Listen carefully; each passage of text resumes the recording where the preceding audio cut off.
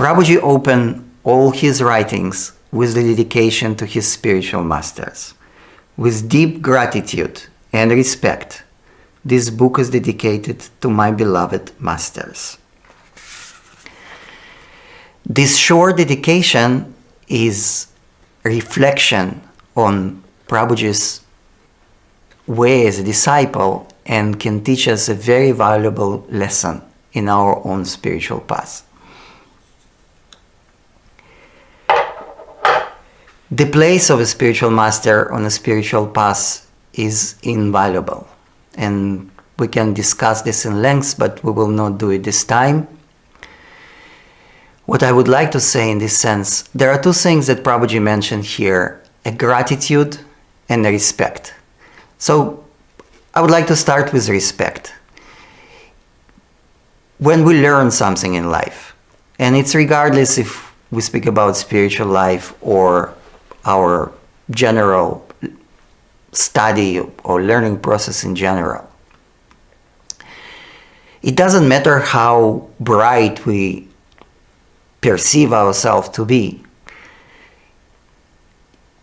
It will be very difficult for us to learn or to acquire anything new without the attitude of respect, without which kind of imply in itself certain humility. We simply can't. If we know, or if we think that we know something, we have no place to accept any new knowledge. There is this beautiful story that Prabhuji shared with us in the past about a student that approached a master. The story comes from the Zen tradition, and by approaching the master in his introduction, a student mentioned that he studied this and that, and from this teacher, and from that teacher, and from this scripture, and from that book. Master, during the time that this student spoke, remained silent, and as an act of hospitality, offered him a cup of tea. So the master, while the disciple was talking and explaining and presenting everything he knew or he learned so far, the master kept pouring the tea into the cup until the cup overflowed. And then at some point, disciples say, "Wait, no, stop. Don't you see the cup is overflowing, the tea is flowing all over the table?" And the master smiled and he say, "Yes, but you are exactly as this cup. I have nothing to teach you because you know everything, you know so much." So this attitude of genuine humility,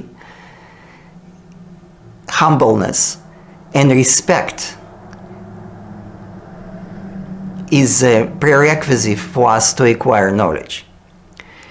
In general, we can see that throughout the history of humanity, many great souls, sages, philosophers, thinkers, inquire into life. This is maybe the most profound,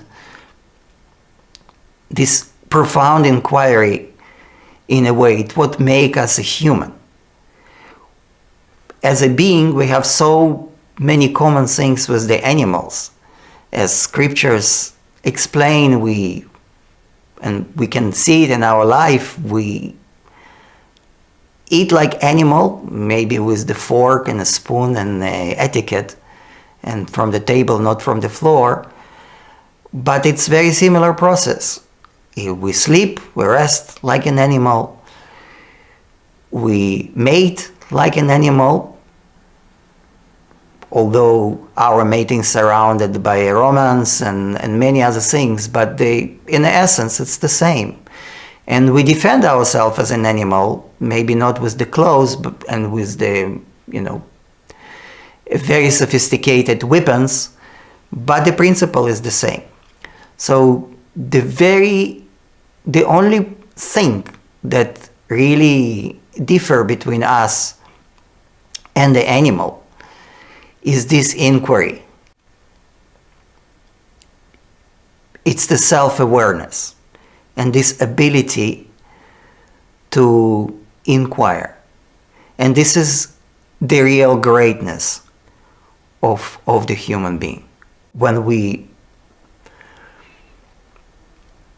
step on this path, we go toward realization of our full potential, regardless who we are, regardless where we come from.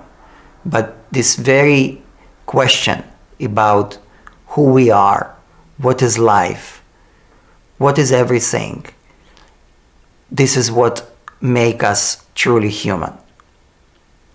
And on this path, it will be greatly beneficial for us to learn, study, and respect, and we cannot do it without respect, the experiences and the teachings and the words and explorations of those who walked this path before us. And the second thing is gratitude. So gratitude is so important in life in general. It can enrich and make our life so much more profound and beautiful, regardless what our experiences are. And in a sense of the study, we know from our very personal experience that we learn the most from the teachers that we liked and loved. And it is important in the field of knowledge in general, and it's absolutely indispensable on a spiritual path. And I say it is indispensable on a spiritual path because on a spiritual path, in this exploration about our nature, about nature of the world, we are going to deal with the subjects that do not meant to be understood. So when we inquire into our own nature, in the nature of the world, those subjects are impossible to grasp with our intellect, as bright as we can be. Those words, if we have a grace, will create an existential change in us.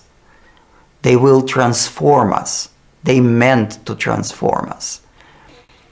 And because of that, an attitude of gratitude, an attitude of love is absolute requirement in our relation with our spiritual master, with our spiritual guide, with our spiritual teacher. We should aspire, in order to be able to perceive those words, in order to be able to let those words to touch us, in order to allow these words to touch us in the innermost depths of our beings, we should aspire for a most profound communion with our teacher. So that's why the gratitude is the absolutely essential in this process.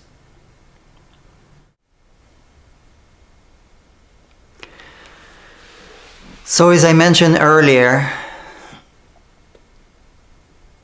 the guru-disciple relationship is a very big, profound subject. So we will not discuss it today. There is a very beautiful course coming up by one of my dearest God sisters, Swami Ramananda.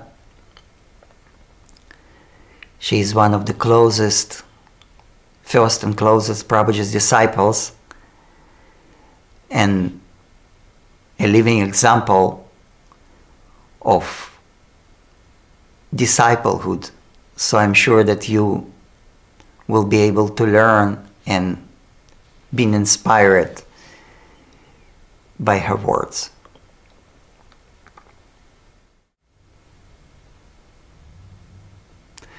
Hope that these words gave you some inspiration and some food for thought and contemplation. Until the next time.